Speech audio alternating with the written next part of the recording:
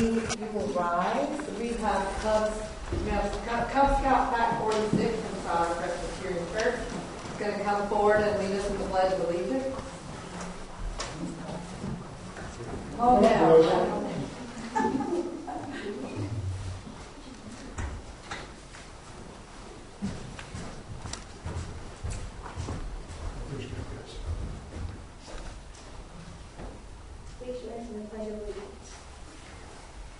Pledge allegiance to the flag of the United States of America and to the republic for which it stands, one nation, under God, indivisible, with liberty and justice for all. If you will, please remain standing and pray with me. Lord God, we just thank you for the day that you've given us today, Lord, for proof, Lord, of how good you are to us, the blessings you give us. We pray, Lord, that you give us wisdom and direction tonight in all of our discussions, and we pray that in all things we do it in a way that would honor you. We pray in your name of Jesus. Amen. Thank you, Cub Scout Pack 46. We're happy you're here with us tonight. That leads me to public comments. Mike, do you have anybody sign in? Quick look at them. I'm on the other side. Just for the Boy Scouts in the room, we allow for public comments at the start of council meetings, and residents can have 3 minutes to come and discuss any concerns or issues they have. I just want to resolve. For the public hearing? Yes. There's 2 different sheets. Did you check the other sheet? The other sheet is one. Okay, thank you. So before we move on to public comment, just one further rezone. So no public comments tonight. That leads us to additions, deletions, and adoption of the agenda. I need to delete item number 6. The deputies need to postpone the update on the car break-ins until April. And at the request of Councilman Como, I'd like to add a closed session after council comments for attorney advice. Does council have any other additions, changes, or deletions? I'd like to add, and it will affect the consent agenda too, so I don't know if we need to add it now or wait until we get to the next item, but I had a planner's report. I didn't see that on the agenda. I've got a couple of questions on the report that we got. We'll have the planner's report as 7A. And then we'll just change that off the consent agenda, the first part of the, well, that's the previous month. So we'll leave with consent as is. Okay. No, it's the same report. Right. Okay. So we'll take off approved previous month planner. So take off the item B and move it to 7A. Second? Motion to approve the agenda as amended. Second. Any further discussion? All in favor? Unanimous? All right, that leads us to our consent agenda. Motion to approve the consent agenda. I'll second. Any further discussion? All in favor? Unanimous? That leads us to introduction of our new employee. I'm pleased to introduce Ms. Kathy Queen. She will be our new clerk finance officer when Cheryl retires at the end of April. So Kathy, if you'll stand, I don't know if you'll say anything or... Well, just thank you for having me. I appreciate it. Today was my first day, and I thought it was a good one with Cheryl and meeting a few of you. And again, thank you for the opportunity to work with you.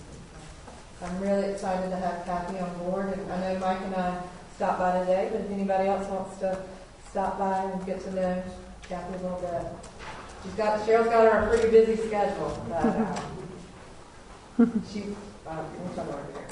But Kathy, we're very thankful to have you. Thank you. And we're very thankful to Cheryl for her, in regular years, how many years is it? Is it dog years or regular? What is it? In public official years, it's 276. Wow. Looked it up, but Almost 19, I guess. Almost 20. 19 years of service to the village. So. Thank you.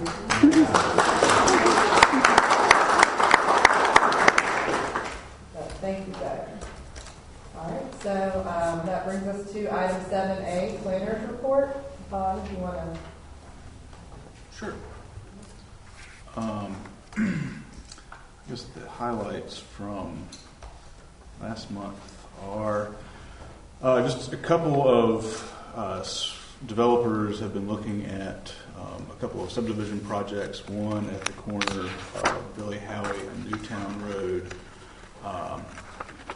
We've been discussing some issues that they're having with, I assume, P&G wanting to run a natural gas pipeline through around their property and how that's going to potentially impact their design. So we've been working through some issues on that.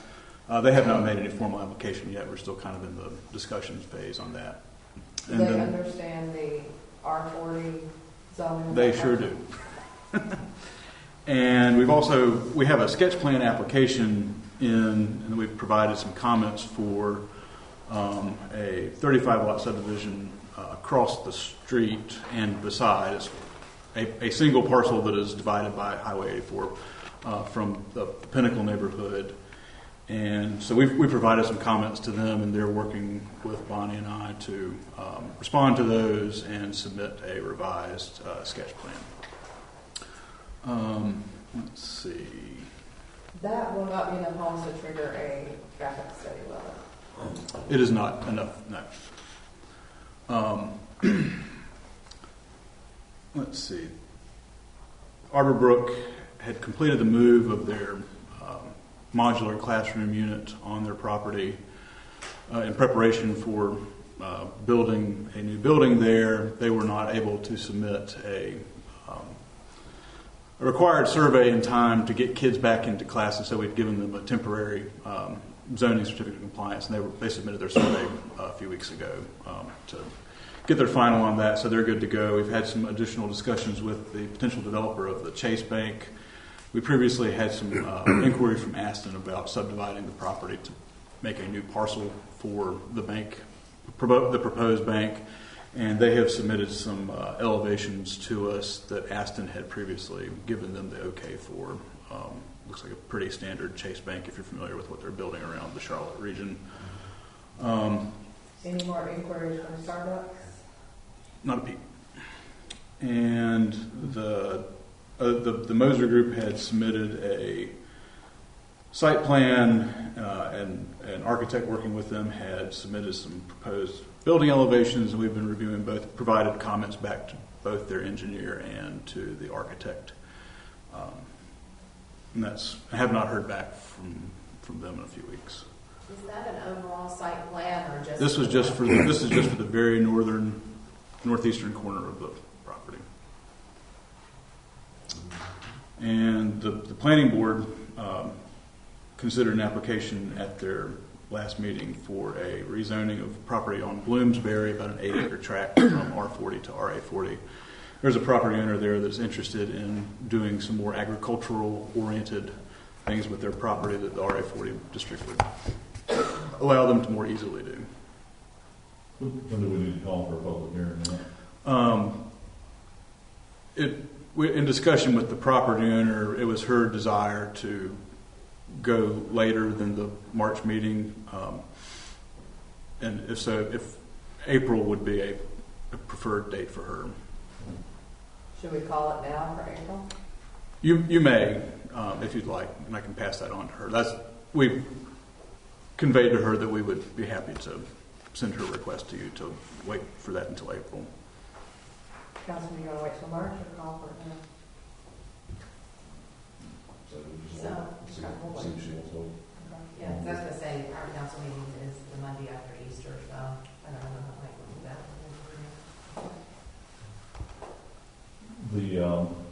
The proposed subdivision of Billy Howie in Newtown, how big of a piece of property is that? Well, part of it's in Wesley Chapel and part of it's not. I discussed that with them previously, and they have not made any moves towards getting the property annexed, even though I had recommended that to them. It's not a particularly huge piece of property. Let me pull it up. I can tell you that. Has the county also recommended annexation to them? I'm sorry, has the county? I don't know. I have not spoken with anyone at the county about it. I know that they have spoken with the county. And so the parcel that's in Wesley Chapel is 46 acres, and the parcel outside of the town is 18 acres. 46 acres has a maximum yield of, I'm guessing, 30-some lots at most. And we have not received an annexation petition, and I don't. the time for doing that for this year is pretty much over. Yeah, I'm not anticipating that they're going to do that. That they're going to annex. It's possible that we can. There's a provision in the statute now where local governments can agree for one or the other to apply the development regulations when there's a split development like that. I'm not sure if there's any necessary benefit other than the heritage subdivisions was kind of awkward splitting between jurisdictions, and so having it all develop into the same standard might be easier for them. I don't know. And they think they have water and sewer? Well, they know they don't have water. So. That has not been a deterrent to certain people recently. And I don't, can't look inside their minds very far. If you could, we'd have to pay one. Yeah. Right. Any further questions for Fawn? Are there any other issues you want to tell us about, Ron? Not at the moment. Oh, one other question. Sure. How often do we do the sign sweep? Because I want to ask anybody. Let's meet at least once a month. Okay. There's one next Thursday. So, Okay. is there an area you need some focus on? Mm-hmm. Everywhere.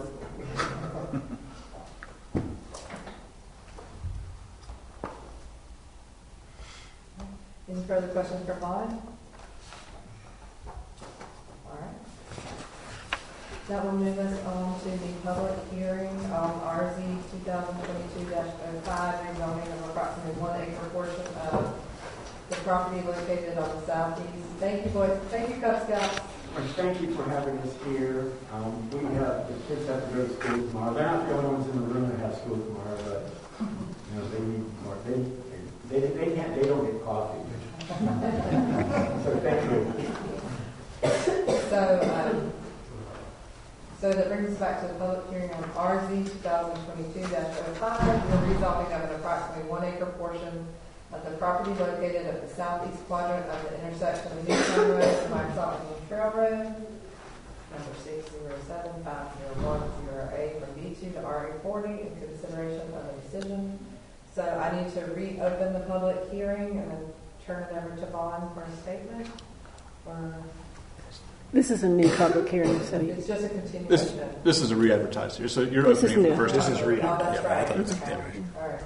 So I need to open this public hearing. I'm sorry. And then, Vaughn, would you speak a little bit to this, please, sir? Yes, thank you, Madam Mayor. This is, as you mentioned, for a portion of a parcel located at the southeastern quadrant of the intersection of Newtown Road and Waxahachie Trail Road, where the roundabout was recently completed near the elementary school, and in the process of that, a previously used commercial structure was torn down. That commercial structure had been zoned B2 for some long period of time to allow the use of the property for the business that was previously located there. I do not know exactly when the business closed, but I believe it has been some time. So it was demolished as part of the utility relocation, as part of the larger roundabout project there. The remainder of the property is zoned RA40. The planning board, as you recall, had been, after the completion of the comprehensive plan, reviewing the zoning map for consistency with the future land use map that's in the plan, and identified this, along with a number of other properties, as having an inconsistent zoning with the future land use designation. The planning board then recommended, after noting the inconsistency, they initiated a petition for the rezoning of the property from B2 to RA40, this approximate 1 acre portion of the property in the northwestern corner of the property at the intersection. and after considering it, voted to recommend that rezoning to you after they formally heard the case. They did, in making the recommendation, the planning board did find that the proposed rezoning was consistent with the comprehensive plan. They stated that the planning board finds that rezoning of subject property from B2 to RA40 is consistent with the comprehensive plan, specifically with regard to the future land use map, which designates the subject property as village residential. Amending the zoning of the subject property to RA40 will allow for its use and development in a manner that is consistent with the intent of the village residential land use classification. Furthermore, the amendment is consistent with Goal 2 of the comprehensive plan, limiting commercial sprawl, which states non-residential development will continue to be focused on the village's core commercial node in order to limit sprawl, encourage the build-out of our village center, and maintain the overall rural and residential character of the village. Following that, it has been sent to you for your consideration in public hearing. Vaughn, when this went to the planning board, was the landowner present? No, So the landowner didn't speak at the planning board? that's correct. Was the decision from planning board unanimous? I don't remember. Yes, it was. Okay. Any questions for Vaughn before I call up speakers? Okay. I'm not even going to try. Would you please come to the podium and state your name and address for the record? My name is Hemachan Chalikonda. I'm the property owner. That's what I was going to say. We'll bring it on top. I'm the property owner for the land that's for building. So I'd like to start by saying, I have some few folks here. Good evening, Mayor and Councilman. And I'd like to thank you for giving me the opportunity to speak here, and then also giving me the extension for a month last time I was here, and I would like to thank you very much for that opportunity. And then I did the last time the council, the question asked was like, what are your plans for the property? I did some thinking. I went through your zoning, this thing, the plans and what is available for B2 zoning, and there are multiple things that are of interest to me, including like a daycare center or like animal hospital, like a microbrew or a small shopping center with like mom and pop restaurants or coffee shop. There are multiple things that are of interest to me that I would like to first. And obviously last time I didn't even do it, frank, I didn't even see what is for B2. I was not prepared. I was only hearing the coming. I was not prepared. Then I bought this land during the middle of the pandemic, and based on the zoning that's a B2, and I didn't think that it would be of importance to build or something pursue immediately because of in the middle of the pandemic, and then also due to the economic reasons that's going on. The most important thing for me is to eventually construct something there and then make Wesley Chapel as my retirement once everything goes according to at least my plans. It's hard for me to pursue any of these options right now because there's no sewer there right now. It's even if I try to build, I cannot do it because there's no sewer. It might take, I don't know, maybe 5 years to build. Right? So it is even with the current zoning, to be frank, I don't know if I can act anything to your point, to the question that you asked, what are my plans? I have plans, but I don't think I can execute on any of those things. Right?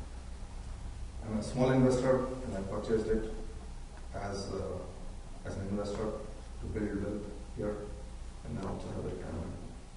And everything is dependent for me. It's a very big deal to have this. I have invested my lifetime savings, if not more, to have an eventual plan and then build something. With that, I would like to thank you very much for that and open to questions. What's the total square acreage on this property? Roughly, just The entire property is about almost 10 acres. 10 acres. So it's big enough, it could be anything. But only 1 acre. Only 1 acre is, roughly 1 acre is zoned commercial. And would it be technically the same place where the white building was? previously? In that, yeah, the zoning map indicates that western portion of the property being B2. Well, that property got a lot smaller with a roundabout by there. Probably. So did you buy it before or after the roundabout? Before. Did the Department of Transportation pay anything for anything they took to build the roundabout? No, the previous owners bought it, not me. Previous owners got it. Did they inform you that the roundabout was going in? I believe, yes. Okay. So you knew that was happening. Okay. It's important to me because if they didn't inform me, that would be a little deceptive, in my opinion. Yeah, they did inform me, but I don't know the timing. They said sometime eventually to. I'm sorry, I think you said that you purchased the property when? 21. Okay. Early 21. So, Vaughn, I'm looking at the map where it's got village residential and this map. Right. So that parcel with that red blocks in, is that the whole parcel? That is the portion of the parcel that's zoned B2. Correct, but is what's to the right of it? Yeah, The rest the of area the to the, parcel? yeah. I think the 1 acre is kind of small to try to put a business there, but it would either have to be absorbed into the residential section or change the residential section to B2 so you could do something with that. Now, we're not looking to pen you up in any way, shape, or form. We just want to know what makes the most sense long term. If that makes sense. We also have to work with the town and see what makes sense. And I don't think the town ever intended for there to be that entire parcel with the commercial center up here. I think what we've learned and what we've seen is that we need to finish and build out the commercial center here, and that by improving it in other areas, we're making it even harder for ourselves to finish building out this corner. Council, do you have any further questions or comments? Do you know, or do we know, when the building there was demolished? The building or? The The old store? shack was demolished as part of the road expansion for the DOT. Was it there when you purchased the property? Yes, it was. And then secondly, do we know when the last time was that was operated as a business? I don't. Before Wesley Chapel had become a municipality. I'm thinking it was before David Boyce was born. And that's when Could be. Any further questions or comments, council? So I need to close the public hearing and then let council deliberate or make a decision or a recommendation. If you're ready to. So council, do you want to close the public hearing and make a decision, or do you need time? One of the things that will help with some of the decision process, the adjacent corners, are they all zoned residential? They are, yeah. All right, then with no objection from council, I will close the public hearing on RZ 2022-05 for approximately 1 acre portion of the property located at the southeast quadrant of the intersection of Newtown Road and White Farm and Charlotte.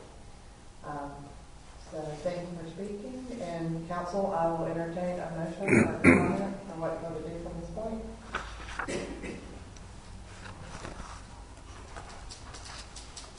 This is a tough one for me because I don't necessarily want to change the zoning on something he purchased with the idea that he was going to develop it, but I don't think you can squeeze a business, which is what it's zoned as, on 1 acre. I think you can get. By the time you build a building, you also have to have parking for it. I think with enough square footage, I think we should be able to work with the town. Maybe a lemonade stand. No, come on, it's 1 acre. I don't want to be like joking. It's 1 acre is a big piece of it. I consider like if you consider this, maybe not. But it's a decent size. It's even like per day. You think about it. It's 1 acre is safe. It's not much traffic. You don't need much parking. People come in, drop, pick up, go. I'm just giving that as an example. As I told you earlier, nothing happens until I get a school. And who knows when that will be. Exactly. We're relying on the county for that more than anything else. We're acting too fast. It's going to be at least 2 years, maybe longer. This time last month, one of the county commissioners stood where you are and told us that the new plan for water and sewer will increase capacity by 1.5 million gallons a day. But he also said that would only came down the road about 2 years. So, based on that, I'll make a motion, see if anybody agrees with it or not. Make a motion to keep the zoning as is and not change it. Is there a second? Did you spend, I mean, you bought it when it was B2 and you bought it, and I should have asked this in open session, sorry. Yeah, because we can't talk about it until we have a second. Okay. If you want to second it, you can ask a question. You don't have to vote for it. It's second, I will second. second the motion. Okay. It gives me heartburn knowing that you purchased property with one zoning. You probably paid more for it than you would have if it had been R40 property, I'm assuming. It's a one parcel. It's already has one parcel, so there's no differentiation. The sellers, they put a price saying that this part is a commercial.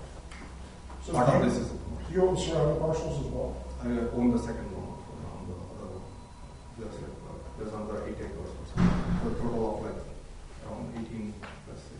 This 10, other ones around 8. So there's a possibility that if you wanted to put a business there, you would also be rezoning the other parcel from residential to B2. Because I don't know. Because It's a possibility. Are but there's you, always a possibility. are you in any consideration as far as putting residential homes there for sale? I mean, you know. So for me, as I told you, until the sewer is there, I cannot make any plans. Yes, like residential is also a plan, because I have another like 18 acres, close to 17 acres. Yes, that's also because that's what RA40 is. Majority of RA40 is residential. Savon, you said 10 acres. He's saying 18. We own 2 parcels. 2 parcels. Yes, Okay. Are they connecting? Yes. Yeah. So,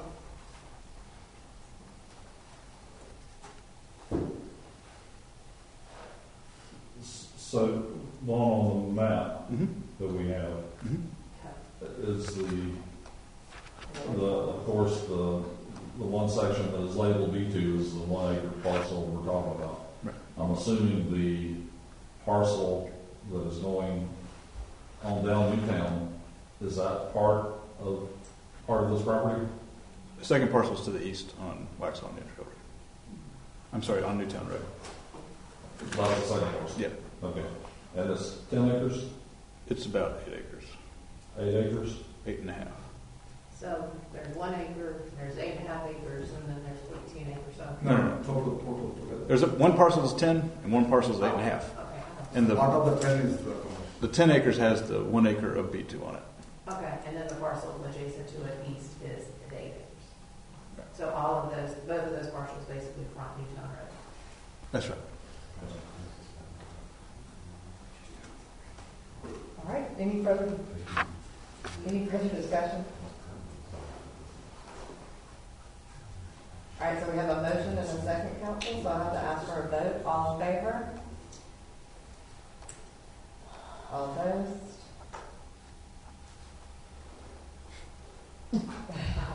All right, so is there another motion on the table? Sure. Make a motion that we rezone the property from B2 to RA40 to keep it consistent with the comprehensive plan. All right, there's council, there's a motion, is there a second? Second. Any further discussion? I would just say that I feel like that because of where we've gone through the comprehensive plan and what we've talked about for many years about centralizing our commercial district here, that it's in keeping with our comprehensive plan and it's yet to be built out. But that is a big factor, and when you look at those 4 corners, it's majority residential. So hopefully that residential will provide you with an opportunity. Well, the comments, but I would add to that the other 3 corners are undeveloped. at this time. I understand what you're saying. B2 to RA40. RA40. All right, so we have a motion and a second. Any further discussion? All in favor? All right, opposed? All right, And thank you, sir. there needs to be a subsequent motion to adopt the consistency statement as well as a statement on the reasonableness of the action, which are Which are outlined in that. included there. Don't you present that as in form of a motion? Yes. Okay. Make a motion that we accept the statement of consistency. The state, this property is, the rezoning of the property from B2 to RA40 is consistent with the comprehensive plan, specifically in regard to the future land use map, which designates this property as village residential. Amending the zoning of the subject property to RA40 will allow for its use and development in a manner that is consistent with the intent of the village residential land use classification. Furthermore, the amendment is consistent with Goal 2 of the comprehensive plan limiting commercial sprawl, which states non-residential development will continue to be focused on the village's core commercial node in order to limit sprawl, encourage the build out of our village center, and to maintain the overall rural and residential character of the village. All right, is there a second? And furthermore, state whether or not this action being taken is reasonable in the public interest. As noted, yes. Second. All right, any further discussion? All in favor? Opposed? All right. All right, thank you for coming. I would just say that review the table of uses for RA40. You may be surprised what's in there. There are a few things. There's like a handful of them. There's a bunch of them. I looked at the sheet earlier today and then asked you. And then even here also. Thank you very much. Thank you. All right, so that brings us to the Parks and Rec report. Mr. Horvath, if you would come up, and I'm disappointed you're not an Easter Bunny tonight. Valentine's Day is first. Oh, well, I'm so romantic that I'm sorry. I don't thought you'd be Cupid tonight, then. We don't need You didn't want to see that, no. Appreciate that. The items on the agenda for us today are, first of all, Southbrook is requesting approval for the Sunrise Easter service that they always hold at the park. Village has no, other than the use of the property, no financial aspects to that.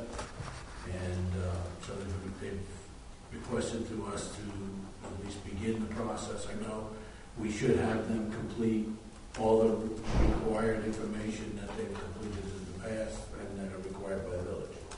So, but I wanted to at least get that float out there so I can let them know how much to proceed or not to proceed.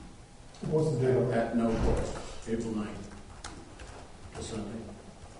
Do we need to vote on this? Does that need to be adjourned? I think a motion would be nice. I'll make a motion that we approve the use of the park for the Sunrise Easter service. For Southbrook. Following all rules. Exactly. I'll second that. Any further discussion? I know that lady got hurt one time, so I want to make sure that they have the proper insurance. Right. I know she never filed a claim, but No, she did. Twisted or broken. She broke her ankle. All right, so all in favor? All right, all unanimous? All right, next. The second item is the approval of the question for approval of the 2023 event calendar. I supplied that to Cheryl, so it should be in your packets. The only date that was missing on there was the September movie night. We've done a soft poll from kind of our last meeting, and we got dates, but September 15th appears to be that date at this point. That was one of the dates the county has available. So May event is the event we were supposed to have done last year, Correct. and September would be this term. Correct. And both movie nights will be here. Also correct, yeah, for the town hall. Do we know what movies? Don't know that yet. Family friendly. Will Jersey Mike's be present? Are we continuing the same plans of like, For the May, yes. Okay. For the September, we haven't determined that. wait and see how it goes probably? Okay. So, any questions I'm for? sorry, I also believe that on the library committee, there's two different committees, I can't remember both the name of them, that work on the library. Wanted to be present at that as well, to publicize the upcoming new, what's it called, Southeast, or whatever it's called here, Southwest, sorry, get my directions right. So they wanted to come talk to that, and I'm sure, perhaps, of course, look for donation, I would imagine. But, yeah, that would be the only other thing in the May one that I would expect. Is there a problem with July 15th, my event being on there when it hasn't formally been approved? Or is this, can we use this as an approval of that date? Council? Is that a pleasure of the council? I put it on there only to be inclusive Oh, and I of appreciate the that. events I Yeah, do. I appreciate that. So, I thought I mentioned it, if I didn't, my apologies, but I think if council approves it, to me it kind of says we would approve them all. Okay. I mean, it is the anniversary date. I mean, first off, I do want to thank you, Brad, for getting this to us for the year, for the entire year, so thank you. And I do look at this as, these are still tentative dates, because we do know things happen and other things come up and everything else. But I think that's a great effort to get really solid on some dates and things for so many events that we've done. So thank you for that. So, any further questions for Brad, or do we have a motion to approve? I make a motion to approve the 2023 calendar events presented by the Parks and Rec Committee. Seconded by Deb. Any further discussion? All in favor? Unanimous? Next. Thank you, council. And I just wanted to share with everyone that if you weren't aware, the Sheriff Southern area that the garden club worked on was vandalized several weeks ago. They broke all the glass carafes that were being used, so they're going to replace them with something probably plastic and try not to make it, again, trying to still keep it in a nicer looking as it was. But they will try and make it as vandalism proof as possible. Just kids. Not very likely, but again, I want to just make sure all council knows with that. It's so pretty too, you make that. Yes. I was too, it was pretty classy, so. Okay. Not requiring a motion. The next item on the agenda, consider the approval of the Eagle Scout project regarding planting 20 to 25 trees at the park. As I've noted on here, that the likely location is the north side of the pond on the sloped area. It'll help prevent the erosion issues that we've been having there whenever it rains, and B, it'll just add some beautification to the park. The scout is actually here. Matt Balin, I believe it's pronounced. Bolin, all right. So come on up, if it's okay with the council. Thank you for coming. Before who begins, Brad, you said on the north side of the pond? The north side. So that is, The side towards 84. yeah, okay. Oh, Sorry. Between the pond and the walking trail, or on the other side of the walking trail? Is that, No, between the walking trail and the other side. Okay. Okay. There's a slope, quite a slope. This slope there is on both sides, to your point, but yes, the other side is mostly wooded anyway. The other side is, so, So I have a working copy of everything over in the packet. I'm sorry, we only had one copy. That was my fault. I don't know if I told them to bring 6, so. Okay, so my project involves planting 20 or 25 flowering trees for Dogwood Park. I've already talked to Tree Charlotte about this. They said they could supply them. I don't know exactly yet what they could supply. They said that their inventory should be updated soon. So I've already gotten my scout committee approval for this project. I'm still waiting on the district approval. And once I get that, in about 2 or 3 weeks, I can begin the physical work of the project. Question, have you had a chance to reach out to the Union County arborist, the forester? No, arbor. Yeah, he's an arborist. But his title is the Union County forester. He works a lot with developers on what they should or should not plant, for example, from a subdivision or underneath power lines. Great guy, great wealth of information. Have you had a chance to reach out to him? Please do that. I think your clerk can get you the information if you don't already have it, or Brad probably has it for you. Thank you. I'll send it to you. So are the saplings that you're talking about, they're going to be donated or purchased? Donated by Tree Charlotte. Do you know what that is? It's an organization. They're trying to plant more trees around the greater Charlotte area. And they said that, I talked to them, they said that they'd be fine with the project and they'd be happy to provide it. So are we talking trees or are we talking trees? Smaller trees, yeah. Saplings, 3 feet maybe? 2 or 3 feet. Right. Something like that. And you're going to have to not only dig the holes, fertilize, and put something around so the lawnmower guy doesn't just run right over them. It's on the side of the hill, so we don't. Still, Because it is. protect. It's wood chip there, I think now. One thing I would suggest when we talk to Mr. Herring, is to discuss the varieties and the mix of varieties that would be best, especially given some of the conditions there and what we're facing for their long-term survival.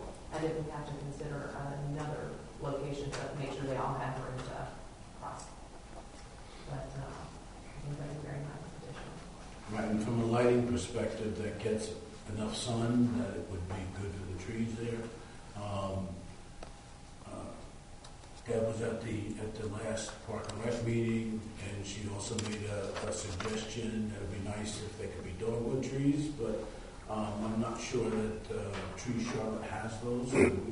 We'll see when the list is updated. But it will probably make a little bit of a mix and try and keep somewhat, and Tree Charlotte would be an advisor to that, as would the Union County arborist, to things that are more native to the area, which will stand a better chance of survival. And some hardwoods and some other things that will take a great deal of time to do up and plant for their full growth size. So Right. that's the catch when you're talking about 2,000 trees. That was about the number, if I remember correctly, right? The number of trees that you were proposing? 20 or 25. Yeah. I think you'll find that urban Just double checking. very helpful. Very helpful. Yeah, this is Leslie Chapel's 25th anniversary, 25th birthday coming up, and so we had talked about planting 25 dogwood trees at Dogwood Park. And of course, what's been suggested to us are the larger trees, and they're like $150 to $200 a piece. And I wish there was some way we could combine our efforts. We don't want to do sapling because we want to, do bigger trees, and they're expensive, and especially if this Carolina, whatever you said it was, doesn't have those kind of trees. But Where was the area proposed for the other trees, for the dogwood trees? the dogwood trees at the front of the parking lot you come in, and then they've got all those big, huge rocks.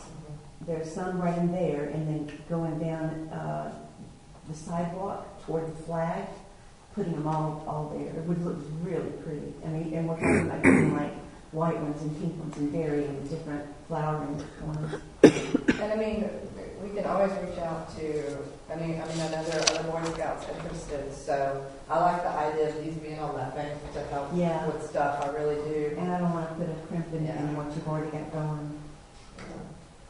The only other thing I would say is, like, we're saying trees and saplings here, but if Todd mentioned the urban forester recommends some shrubs and trees, I think that probably would be good.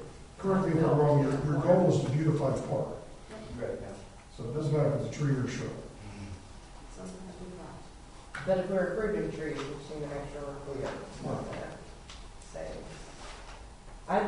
I think it sounds like a very nice project, pending approval. I would like the urban forester to approve or give you a list of things that he thinks would work well. I'm sure if you take the list of what trees you have available to you to do, he can tell you, stick with these, don't go with those. And you kind of separate it into two categories. Do you think it'd be a good idea to like introduce him in the conversation that you know between like tree shell and forest? Absolutely. He'll help you with all the aspects of it. That's what he loves to do. So all you gotta do is ask for the help. And it's free. Yeah. You know, It's free to you. There you go. The village has a relationship with him, so. And he's a real smart guy. And just keep us in the loop. Back to Retreat 99, is that right? Yep. And that's based out of where? Weddington. It's by the Weddington Methodist Church. Okay, all right, cool, good. Sweet. I should have added at the beginning, I asked you that at the beginning. Well, given that, I'll make a motion that we approve this gentleman's project with the stipulations that we've had. I'll second it, but I've got one other question. There's no plan, that I understand you're right, there's some erosion that's taking place there now? Some when it rains heavily, you get some of the wood chips that wash out and have to be. Well, there were no plans from Parks and Rec to do anything in that area prior to, No. The reason that there wasn't a direct solution being proposed for the slide erosion problem is because we wanted to wait till Weddington Road expanded, which would change the landscape topography, and then after that, address the erosion problem. All right, so I have a motion and a second. Any further questions or discussion? All right, all in favor? Unanimous? Thank you, Scott. It's up to you. Thanks. If you need help along the way, all you have to do is ask. Okay, thank you. And I will, if you will leave your email with this lady right here, we will get you the email of the urban forester. Okay. Thank you. Okay. Next, Mr. Bordeaux. Next item is discussion and consider policies for the community garden concept.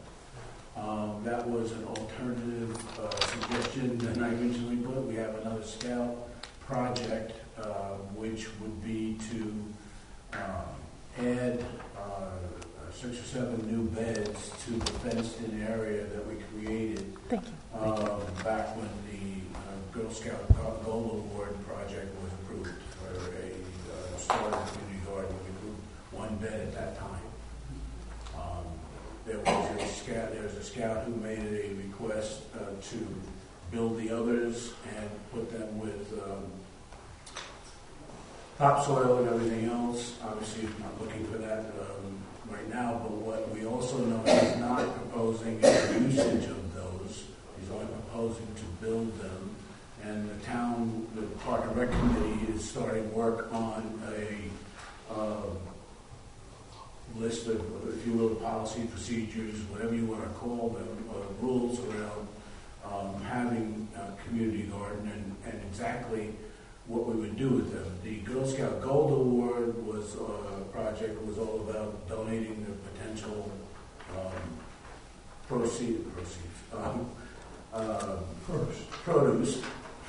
to a food group, the Second Harvest, or whoever could use it. The other ones, the Park and Rec Committee will be discussing how we believe they should be, but I'm certainly willing to hear any concerns or that the council wants to have on those, the usage of them, or even to have it for that matter. The Park and Rec did approve unanimously the Scouts project, of course subject to the council, as we always do. And the idea there are several other areas around that do these community gardens. Eford Park in Marvin has 24 such planters, raised planters, if you will. They rent them out on an annual basis to a group or a family, and they have a set of rules around it. That's just one of the things we're looking at. There are a few other things that were proposed, similar to donating produce, perhaps, from these other ones. But again, Park and Rec hasn't gotten far enough along with that yet.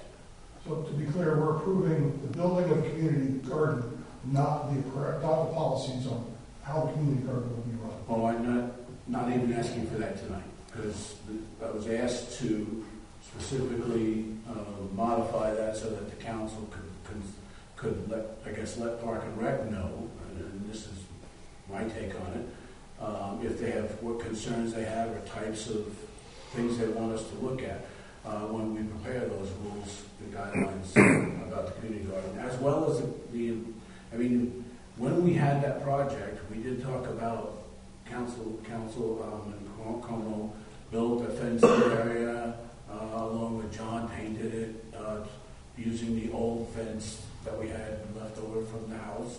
So there's basically almost no cost to the town to do that. But it was a much larger area, and we did mention at that time we were hoping for another scout project to come in and build others, but we would be coming back to Park and Rec. So what we were trying to do is get ahead of the growing season, but I also understand the concerns. I would like to see kind of like an overall plan. I think it's great that we have all these scouts come along with Parks and Rec to say, okay, these are the areas we would like to have something developed and kind of like what you're thinking. Like, we want community gardens in this space. We want to have more trees in this space. We like to have, I don't know what else, here. But kind of lay those out so that when scouts come to us, they're actually building the projects and the things that the committee's already decided they would like to have, instead of us going, oh, that's a great idea, and then just doing it. But like, just be a little more, hey, here's all the opportunities, and as other scouts come and help, and they say, well, I can do that one, or I can do that one. Well, there is a project list, but I'll get hold of it. But like the layout, here's the park. Yes. You want the community things here. And be really helpful for Makes sense. The current location of the approved was immediately adjacent to the playground area, and that's where the fenced enclosure was built. It's on the south side away from the entrance, the opposite side of the playground area. Behind swings. Behind the swings. Yes, behind the swings. Another way to look at it. Because there is enough sunlight there as well. Brad, my concern is this. A garden, I mean, you say a garden, people see a garden, a pretty garden. I'm guessing you're talking about a vegetable garden. It could be either. I mean, we haven't defined those rules yet. If there's something that council would prefer, let's talk about it. No. I know that there's a ton of work that goes into a garden. I cuss my garden every spring whenever I start. I cuss it in the middle of July when it's hot out there, and I don't want to be out there pulling tomatoes and pulling weeds. And I cuss it whenever everything's finished, and it's very unsightly, I mean, a tomato vine that's about 3/4 dead that still has one limb that's producing fruit, that's not a good tomato plant. I would be reluctant and this is just my opinion, okay? But I would be reluctant to vote for a community garden just because of the amount of work that goes into keeping a community garden up. Plant trees, along the bottom, that's a great idea. You plant them and keep them watered, and hopefully, no disease sets in and they grow. But a garden is started new every year. And there's just a lot of work that goes into that. Absolutely, and we know that. We've looked at, again, some of the other gardens around. There's another one in Mount Holly. There's the ones I mentioned in Eford Park and Marvin. The rules are very specific regarding for them, regarding if you decide to rent one of these plots, and there's a limit of one per family, you are required to take care of it, maintain it, tear down at the end of the season, tear down all of the vines, and I'm well aware of that myself and from having done those in the past. And I understand your concern, but I do believe it could be maintained in such a way that it would not impose an eyesore for sure. Isn't there a local We garden also- club? We also, thank you, we also discussed, we already actually had a brief conversation with Weddington Garden Club about any interest they'd have to come down and help maintain that area. And they're having a meeting on Valentine's Day, actually, and that will be one of the items they talk about. It's a preliminary discussion, nothing has been, one way or the other, because again, one can talk to council before that.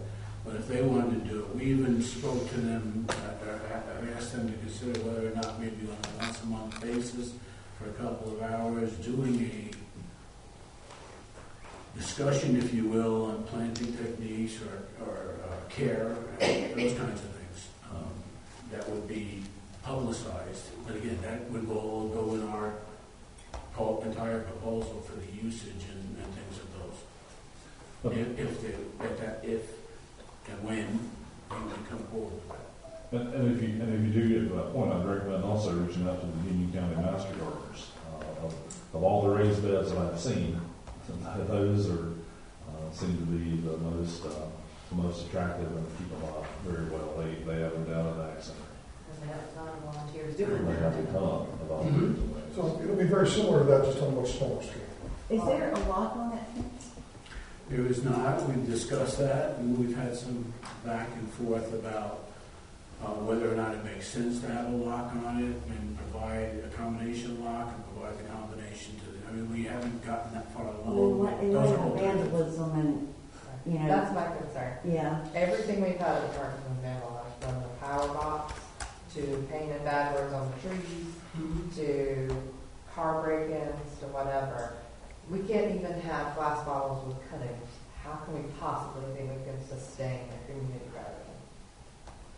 If the fence, if you put a lock, combination lock on the fence, and therefore giving the combination to anyone that's actually participating, I think that would make it a little more difficult for some kid to get in there. And because the fence is, I've seen it, the fence isn't very, Somebody climbed on top of that thing at the playground and broke it.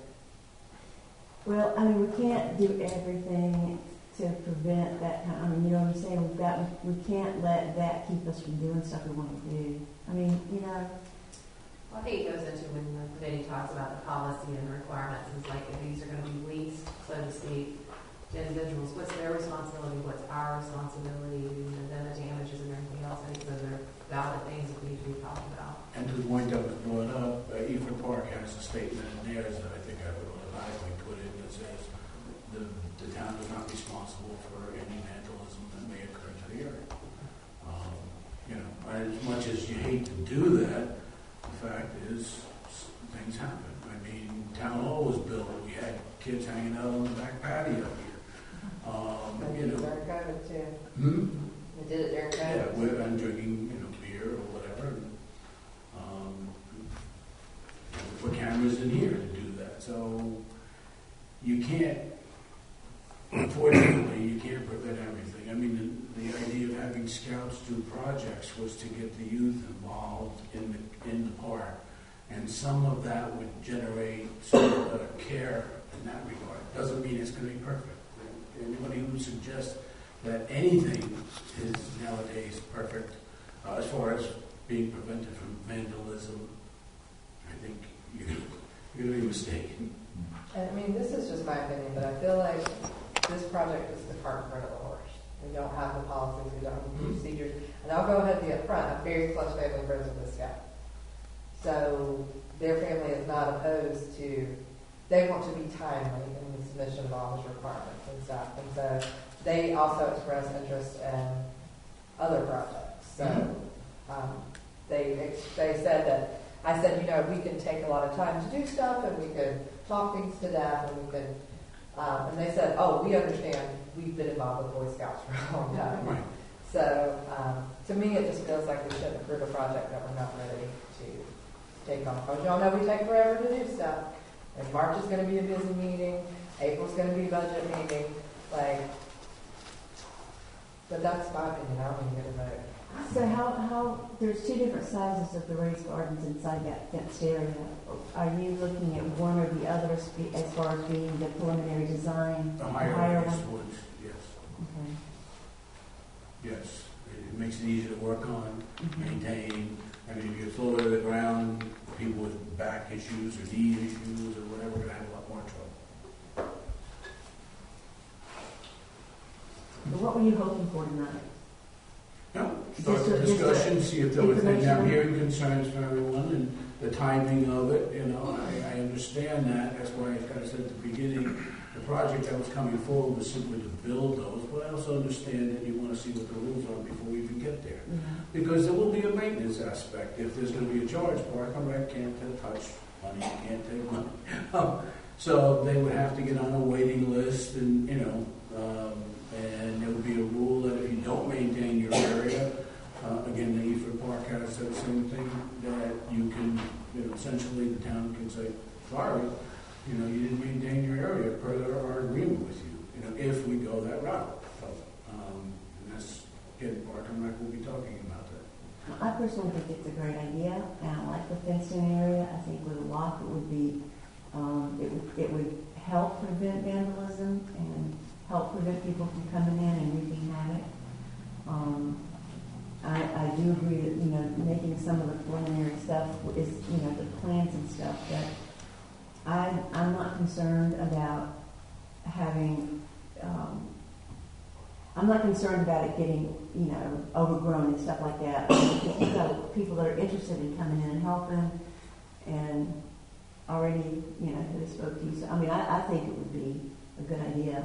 I wouldn't have a problem with approving it now, but I mean, that's just one girl's opinion.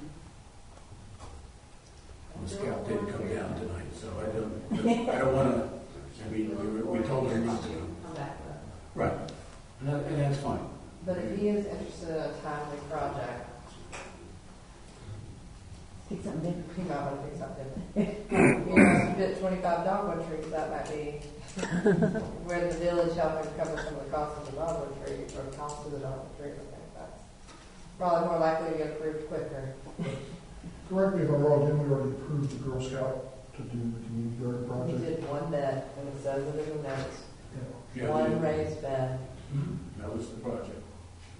When we discussed it, we talked about the fenced area being built, making it larger so that others could be built, but we never approved that. Absolutely. And that one that the Girl Scout did is too small, basically, right? And it says it's 4 by 12. It's size-wise, it's the size, you know, she said, but it's not. So we will potentially use that, and I've been trying to get hold of, Alice, I believe she may be at school already, college.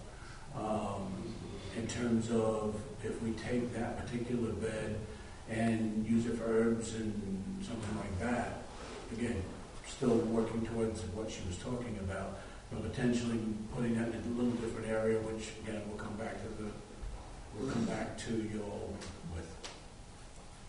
Never sounds good for a northerner to say y'all, but ex-northerners, sorry. I've been here longer. That's even the one that we moved. 17, yeah, and what am I here? 18 and a half years. So any further questions or comments about the community garden? Do you have any idea when you're going to be prepared to come back with your policies and procedures? I'm hoping I can have a rough draft.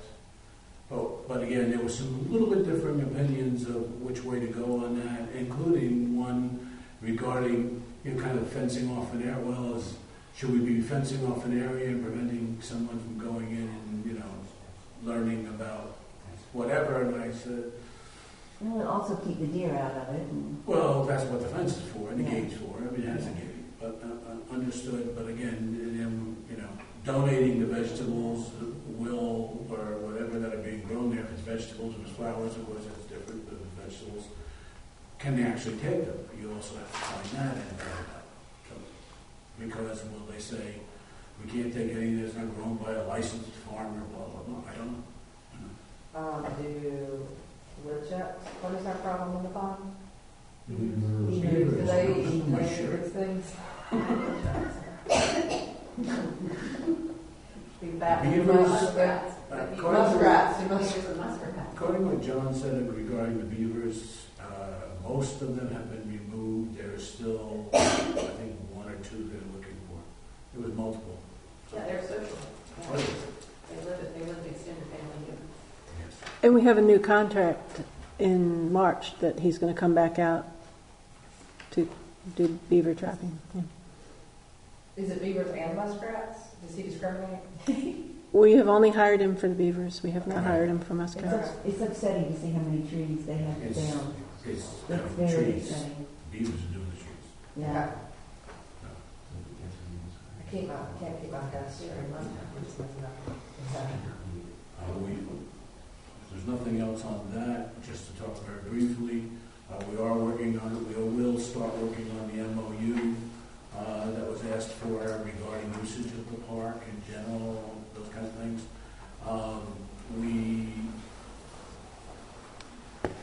It takes some time to gather that information to write those types of documents. So we're having a little bit of a discussion on who, how, and those kinds of things, whether or not a consultant makes sense or whatever.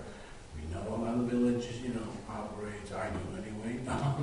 And so, we will see if we can pull that kind of stuff together, because in the end, I think that would be something George would probably need to look at as well. But other than that, we started the discussion of getting together budget items. Cheryl and Amy have pulled together numbers from what we spent this year, et cetera, and what the budget was proposed last year, and then we approved the budget. So we know we have to have that a little bit at a time this year. So we are working on that. We will. Thank you. That was, I think. Will you still be here for the discussion about the 25th anniversary celebration? I can stay a little while, sure. I appreciate that. Thank you. All right, any further questions for Brad? Thank you, Mr. Horvath. Thank you. Appreciate it. All right, then that comes to the finance officer report. So Cheryl, take it away. Okay, I have a lot of items this month.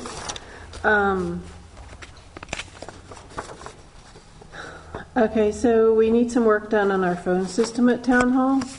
And the quote I was given is $2,100, and And that's my bad. I had promised to look into Spectrum, but I didn't drop the ball on that. So Kathy has volunteered to reach out to Spectrum and compare what we have with price and services. I'd kind of like to do that before we agree to spend another $21 on that phone system. Absolutely. I mean, they have great commercials, so they'll work with anybody. So hopefully we can we table that one until March, hopefully, Cheryl? it's fine with me. Hopefully the phones will keep working. If not, that's Okay, so the next thing, the town hall pond was inspected, and there was some items that are requiring some work.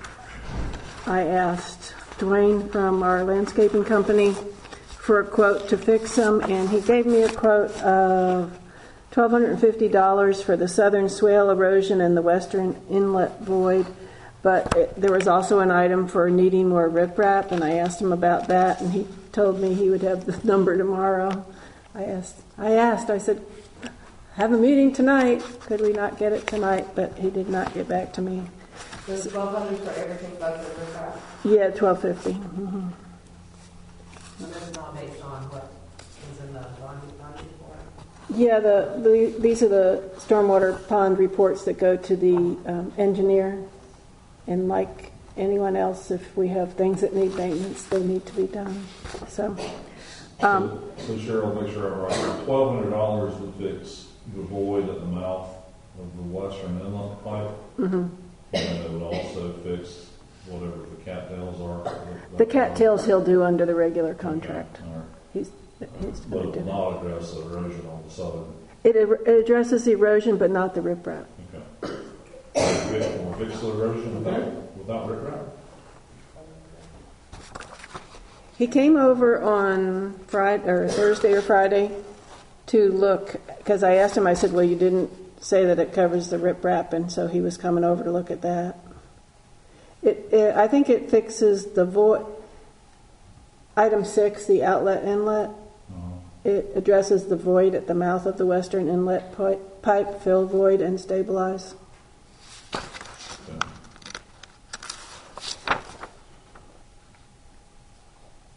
It doesn't address number 5, energy dissipators, erosion along the edges of the inlet dissipators, expand the riprap. And I don't know how much he's talking about to do the riprap. If it's just, 100 or 200, we probably have that in it. It's going to be more. Okay. You talking about thousands? I don't think the riprap's expensive. Riprap is expensive. Yeah, and putting it down is So, would you like to council go ahead and approve the $1,250 to get that work started, or do we need to wait for the roof? I'd recommend that we wait because I think, I don't, maybe I'm wrong. I hope that I'm wrong. But I feel like that we may need some negotiation room for him to do all of that. Okay, we can wait on that too. So Okay. That in March also? The roof repair. Roof here at Town Hall? Yes. Yeah, remember the shingles that had fallen off? So I reached out to the people that originally installed the roof, and they sent me a quote to fix it. It was $699.75, and I already received a check from the insurance. There's a $500 deductible, so I received $199.75 already and deposited it. But I sent this to George, and George had a couple of items that he wanted us to change on the contract, and I sent it back, and the guy said, this is just a small contract. I don't have any power to change those things. I'll send it to somebody else. And I sent him another email and said, did you have any results? So I have an offer to do it, but it doesn't address the things that George had brought up. Was have payment due within 30 days of completion and final invoice. Materials section, take out substantial so that work is completed in a workmanlike manner, not a substantial workmanlike manner. Utilities section, change the second sentence to add, unless such damage is due to the negligence of AOCG, and a time period for the warranty. So those are our hang-ups.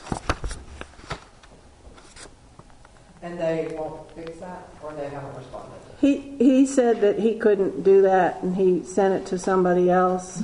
And I asked today for an update and didn't get one. So this is just like a boilerplate contract that they use? Yeah, it's just, did I give you the quote? We have the quote. Yeah, that's the Alpha Omega. Someone from Alpha Omega. Yes. Mm-hmm. Mm-hmm. And we also don't want that problem getting worse. So.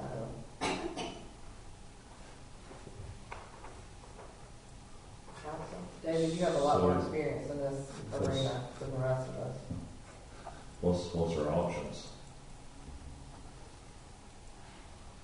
I mean, I guess it's do it without the changes or wait and see if they get the changes. I mean, the one that's a real there's a few things that were weird in that contract, but there's no warranty. It says something about a warranty, but there's nothing about what it is. Like, I assume you don't want to have this work done without some kind of warranty. I don't remember the exact language, but I remember thinking, well, there's nothing in it. It could be a 1-day warranty. It says on the second page, it says craftsmanship warranty, all work done by AOCG comes with a craftsmanship warranty. If your home, yeah, what is that? They're addressing it. If your home is still within the warranty period, AOCG will come out during normal working hours. So we should ask them to make the changes and add in a warranty, or we should look for other estimates. Only $700 isn't a lot of work for people these days. Yeah. I mean, like I said, I think it's a small risk. I don't know the extent of the work they're doing, but So that was the one that I would say of the list of my comments that seemed a little strange. Like you would want to get. I mean, I don't know what a craftsmanship warranty is. Oh, wait. Right. I don't know. Hard enough to find somebody that'll do a job that small to begin with.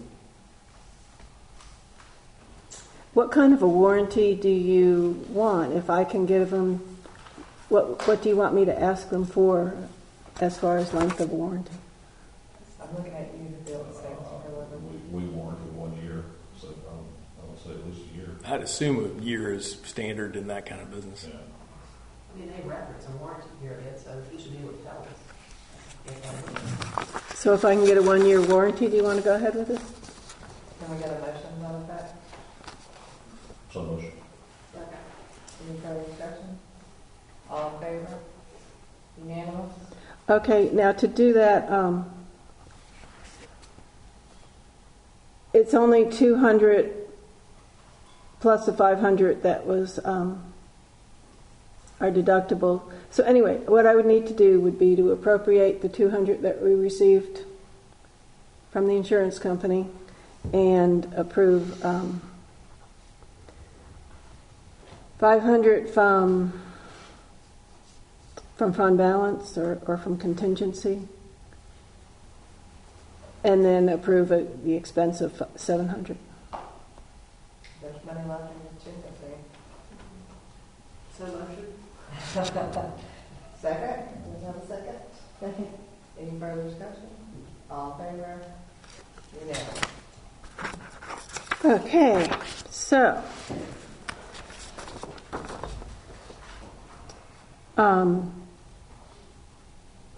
do you want to do the date for the budget meeting now? Sure. I got your calendar. Late April? Kathy's got your calendar when you come back.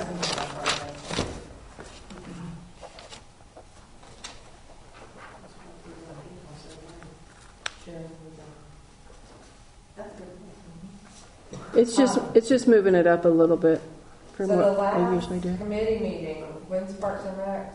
I told them they had to have it in before their meeting in April, so they'll have to have it before that because we can't wait until the very end. The Parks and Rec Committee is the fourth Thursday of April. Yeah, it's the 27th. It's too late. So the 24th and the 27th are out because there are meetings here. Communications is the 2nd? Yeah. And that's Easter week. I would That's prefer not. The 3rd. That's spring break. Kathy's not here. Kathy, you're not back till the 17th, correct? The 12th, I believe. Communications meeting is April 17th. I would prefer not to do it the week of, well, I mean, I don't know. I'm too poor to go anywhere. Could we just do it the week of like the 24th, 25th, 26th that week? Well, 24th is planning board, so 25th or 26th. Because we're also rushing to get numbers from other people that Right. we're pushing it a little early. So That works.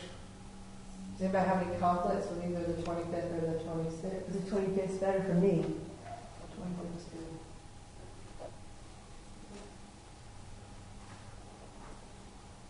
good. So April 25th at 6:30? Do we have to start at 7? Earlier. Yeah, I'll review work. We'll do it at 6. Does that work for you, Kathy? Mike, that work for you? Brad, are you around that time? I know you lots of times you have to answer questions.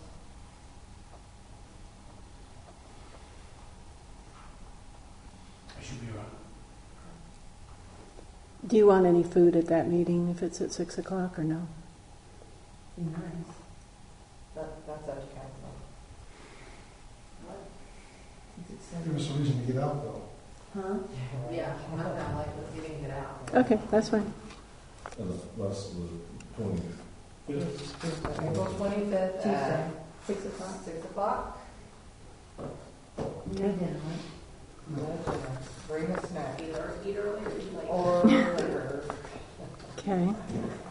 Give me an option. All right. So the next thing is your audit reports are here from June 2022, and The net change in fund balance that year was $50,749 positive, and if you have any questions or if you want to look at it and then give me questions, feel free to do that.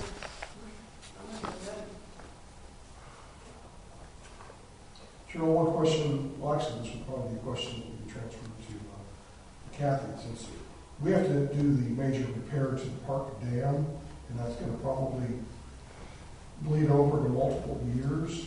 Is there anything we need to do in advance to either, from an accounting perspective, account for that, or pay for part of it in one calendar year versus part of it in another calendar year? Or, because we've already started paying engineers, and we've got a lot of expense to date, but it's all the same project. It's all one dam repair. Well, it's sort of the same project and sort of not. The actual repair project, if it's going to last more than 1 year, we can set it up as a capital project fund like we did when we built Town Hall in the park. Good. But it may be done in 1 year. I don't know. It's too early to say. Probably not, because like I said, we've already paid for engineers and pouring samples and all the things that we've done so far. That should all be considered part of the same project. Well, we talked about that with them about that. Yeah, it's not really. It was different phases of a project, kind of. Yeah. Okay, so this year we have Kathy and I overlapping salaries, payroll taxes, retirement, insurance. So I went through and computed what it would be, and there's also a payout to me of my accrued vacation time. So I have the amount here, which would total $30,553. It includes salaries $24,389, payroll tax $1,670, retirement $2,867, and insurance $1,627. So what you would need to do would be to appropriate fund balance as a revenue, and then the expenditures, those different line items. Cheryl, you said you accrued $30,000 worth of time off? No, I didn't say that, no. I thought I misheard that. No, the total of all those things, which includes Kathy's salary, my salary. Okay. Really, it's Kathy's salary because my salary was already budgeted. Right. So it's just all those things, yeah. And you don't have the option to put your accrued vacation into the retirement fund? To put that you can roll into the retirement fund? I just think about how you could perk up your retirement, just a question. No, I mean, yeah, they include that as part of the average final compensation. But, I was just thinking whichever way it would yeah. be helpful. Mm-hmm. All right, so council, do I have a motion to appropriate these amounts from fund balance and put in with new line items into the budget? And put them and appropriate the revenues, fund balance, and the expenditure is each of those line items. To all four categories? Right. Mm-hmm. Okay, yeah. So motion. Second. Any further discussion? All in favor? Okay. The last thing came up about a week or 2 weeks ago. There is a class at the School of Government in Chapel Hill, and I had it on a Post-it note that, of course, disappeared. But it's financial accounting and auditing, and Kathy has never been a finance officer. I think it's really important for her to go to that, and she said she can attend it, and that would incur the seminar fee is $725, and the travel expenses are about $870. How many days is the course? 4. Mm-hmm. That'll happen during the time you two are overlapped. It's in March. Mm-hmm. Thank you for being willing to go to that. So you need us to approve moving funds to cover the $725 for the I think we have enough in the seminar and the seminars. We have 1,000 and we've only spent $60, so we have enough there. The travel and entertainment, we've spent 650 of the 2,000, but if you want to, we can go where it is now and then see when we get closer if we get other expenses or not. So I think mainly it's just approving that her attending it. I'll make a motion that she attends, and that, I guess we don't need to state which line item comes out of. No. Mm-hmm. Yeah. With the stipulation that you don't come back wearing a Tar Heel basketball shirt. Promise. Just a baseball. Thank you. No, not even a baseball. Promise. I'm deeply offended. All right, so we have a second. Okay. Any further discussion? All in favor? Unanimous? Thank you. Okay, and then to what I usually do first off is you have your January reports. We are up to 93% of our property tax collected. We are doing good on our sales tax.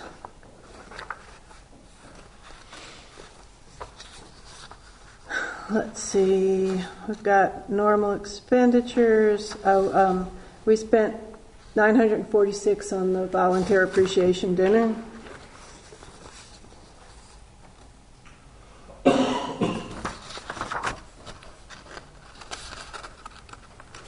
We have had some legal fees for various lawsuits. We did spend a little bit more the truck rental for event services. I hadn't gotten a bill. I thought it was on our charge card, but nobody was asking for reimbursement, so I found out who that was and paid that. We bought some stuff for some clothing for John for the park, and other supplies and material. We got some gravel. We also spent money with the engineers, LJB Incorporated, almost $18,000, and Amanda, didn't we get an approved EAP? Yes, we did, and I should have. We did get an approved EAP finally to cover the dam operation right now. It went back and forth. I think she said she had never had an EAP be sent back with like these questions, and of course it was us. So they went back and forth a few times, but we do have a current EAP in place, which is what we will need. One of the things we'll need to apply for FEMA funding. So, And then every year you have to. every year you have to update it. Yeah. Update it to their template. If they make a change in their template, it all has to be redone and match their template. So, but it'll have to be redone after the dam remediation anyway. So I really won't be comfortable after that. Sure, we've made one payment to the engineering firm so far. No, we've made a couple. We've spent almost $18,000, and before that we'd spent about $16,000. Okay. But we're still well within the contract of $83,000. The other thing I did was we supplanted some more funds with the ARP money. I went ahead, the law enforcement for April 2022 through March of 2023, we paid for it, $110,397. So I went ahead and supplanted that, so that puts more money in fund balance.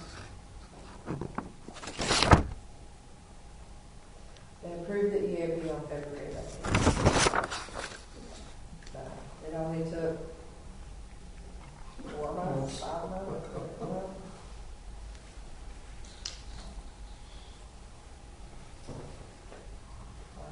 Anything else for Cheryl? That's all I have. I will just point out that as of at the end of January in general fund, we're still running a deficit of $104,000, which just shows you how important fund balance is, because until we get, it's not only the property tax, it's also the state shared revenues that you don't start getting in until October, and it just takes a while. So it's good to have a little money in hand or we'd be in trouble. While we are on, any further questions for Cheryl? While we are on Cheryl, I did briefly talk with her a little bit about this. At the March planning board meeting, which is March 27th? 27th. With council's approval, I would like to have a small reception for Cheryl and invite all boards and committees at 6 p.m. That sounds great. As a thank you to her for her 273 years. I will probably also do an informal take her out for dinner one day. So if you can't make it to that, just let me know. Is that here?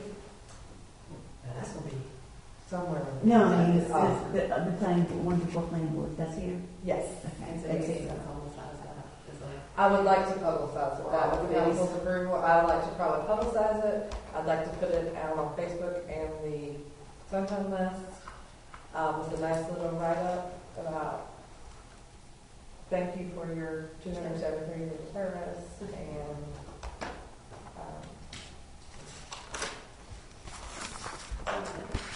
so that being said, I'll have to buy some refreshments, but I'll be good. You know, some cookies and tea. she's worth it. It's all good. See you there. So mark your calendars, and I will try to get with Deb and we'll get something sent out to everyone. And so March, what else that was? 27, 6 o'clock. I figured that would be helpful for planning board, and maybe some other committees to come in at that time. And it keeps us, yeah. So, because we never have to do long with it. All right. Thank you, Cheryl. Are you good? I'm done. Sorry, I had a lot of items this month. Okay. You just want all that extra time. So. The volunteer appreciation event, I think it went great. One, Pat Utley, we were missing one person, so Pat Utley texted me like the next Monday night and was like, the restaurant's closed. And I was like, oh no, Pat. She went the wrong day? Yeah, she went the Monday after. So I told her we missed her, and that I really enjoyed it. I hope we can continue to do something like that. It was really nice. It was just nice to I have. thought it was very nice. I thought it was a great turnout. Yeah. I thought it was, I know in the past we had their retreats and those type of planning things and everything else. This was just really nice as a social aspect to talk with. Food was excellent. As always, As the always. meat is excellent. So, It was very nice. We filled the place up more or we less. did fill it up. It was really nice. Thank you all. Thank you all for your game too. And for the WIMA update, I'll turn that over to David. We had Commissioner Richard Helms in attendance at the January meeting, and there was a lot of discussion about the future of water and sewer in the county. Specifically, what we needed to do as municipalities to set expectations and preparation for whatever the county sees coming down the road. And to that end, WUMA has invited all the county commissioners to attend the February 23rd meeting. This is 4 o'clock. This is the Weddington Town Hall. I'm anxious to see how many of the commissioners attend. The invitations were sent to all 5. Question, as it stands now, do you think all the commissioners have the same vision on how to fix the problem? No. It was evident just based on the hours worth of time that Commissioner Helms spoke, that there was a lot of, but no, there's not a lot of dissension. There's this group and this group, and there's 3 to 2, so, yeah. Are you surprised? No, I'm not surprised. I would ask you to invite the county manager, but he doesn't exist anymore. I did get a call from a couple of mayors about, and their start of the conversation was, isn't Wesley Chapel upset about sewer? And I thought, no, not really. So I think Waxhaw and Marvin, with their heritage district, have a little more skin in the game with the water and sewer. And Marvin wanted to do that pump station and they said they're not going to do any more pump stations. So I think they're a little more upset about it than we are. But we'll see. I know I jokingly said about the county manager, but it might behoove you to also reach out to the public works director. They did mention that. And ask him to attend, because a lot of times it's not what the politicians think, it's what the guys with the engineering degrees know. And there's usually a disconnect there to some degree. And I'd rather have some smarter people in the as possible. The statement that Commissioner Helms shared was the majority of the commissioners felt like there was too much growth in the county, and this was a way that they could control the city.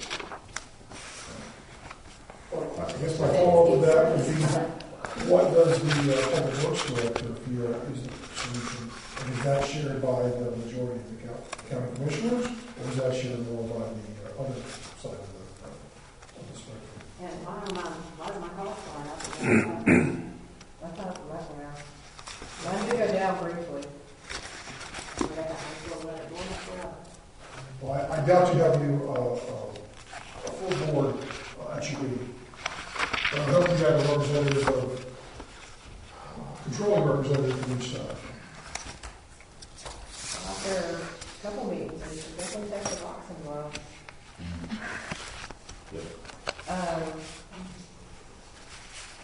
That brings us to the 25th anniversary of the Village Incorporation. Deb? When initially we started talking about this, and Laura, you said you estimated it was going to cost probably around $10,000. I thought you were insane. But now I realize that I'm the crazy one, because thinking that I could get it done for half that. I've broken down the cost, and you've gotten 2 documents. I've broken down the cost into 2 categories. One is just the event at Dogwood Park, the actual celebration on the 15th. The other is the overview of all the costs, memorabilia, Dogwood trees, the July event at Dogwood Park. Everything is listed on one. Now,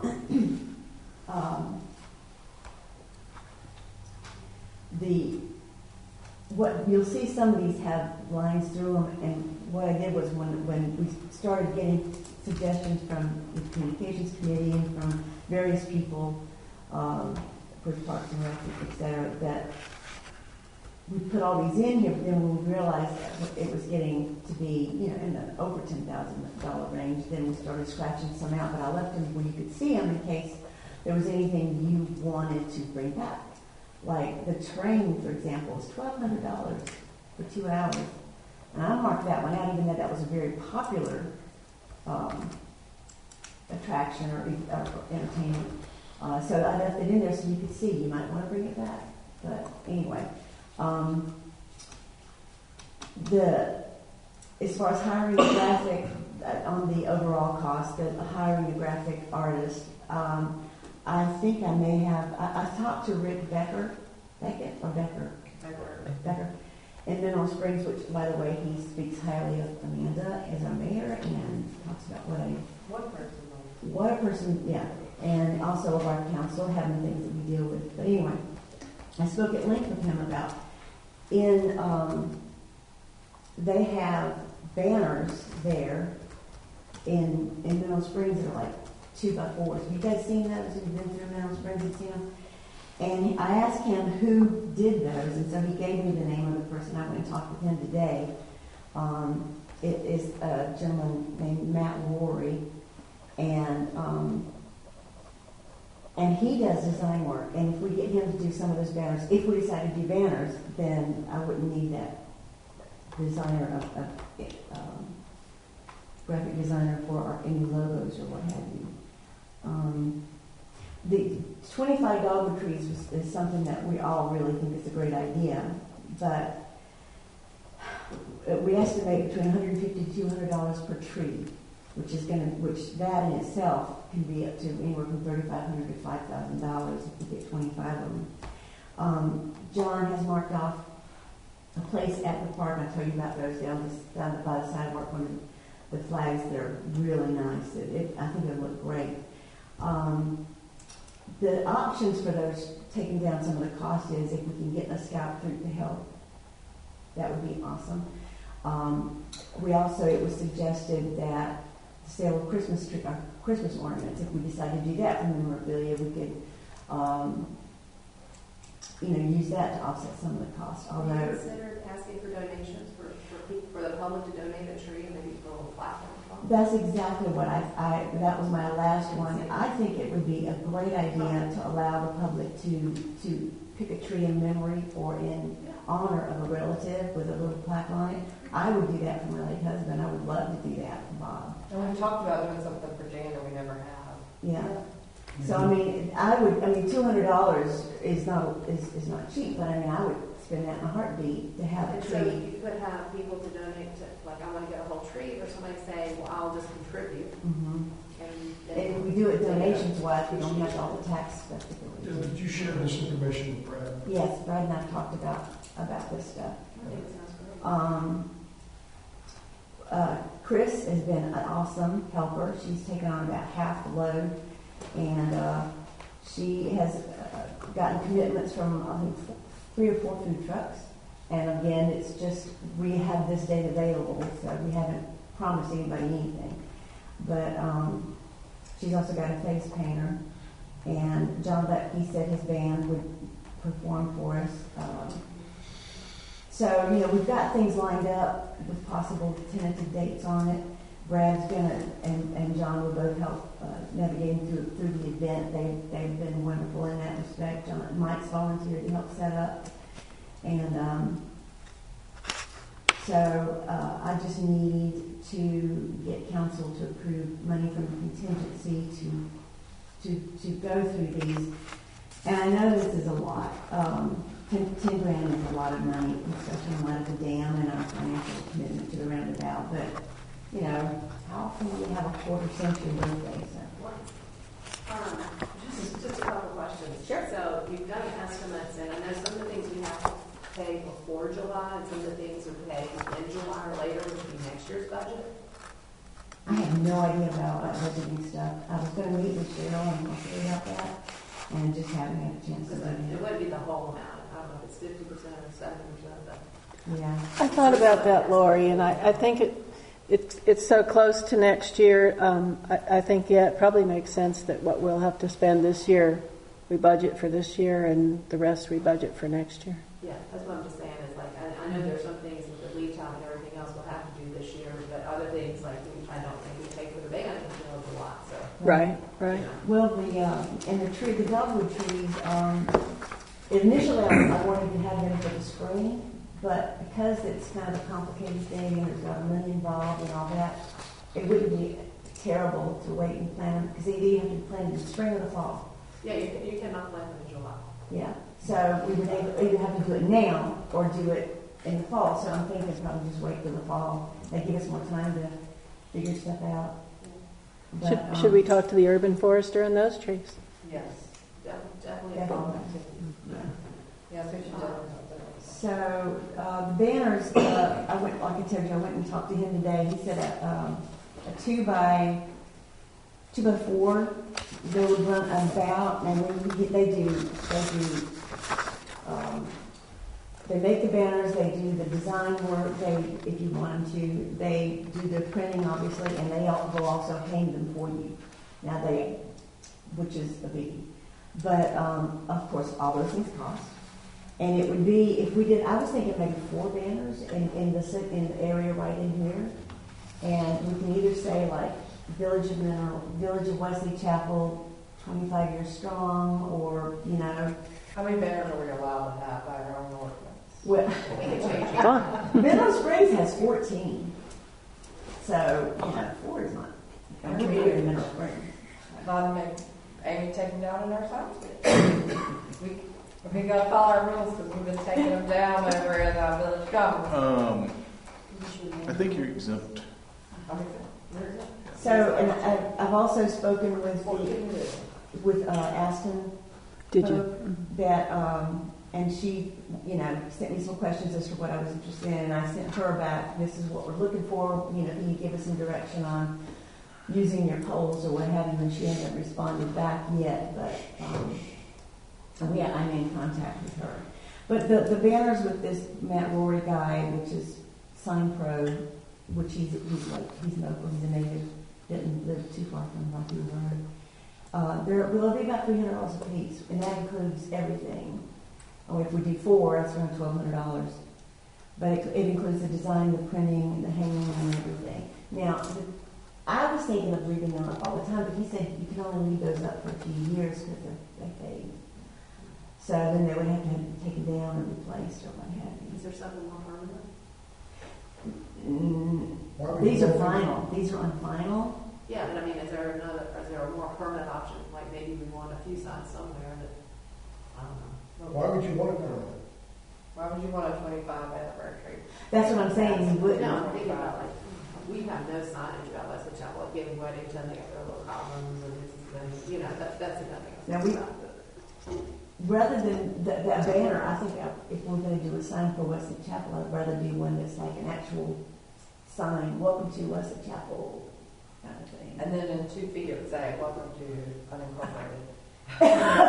Welcome to Donner Hill. It's like that small town joke. Inner town, big town.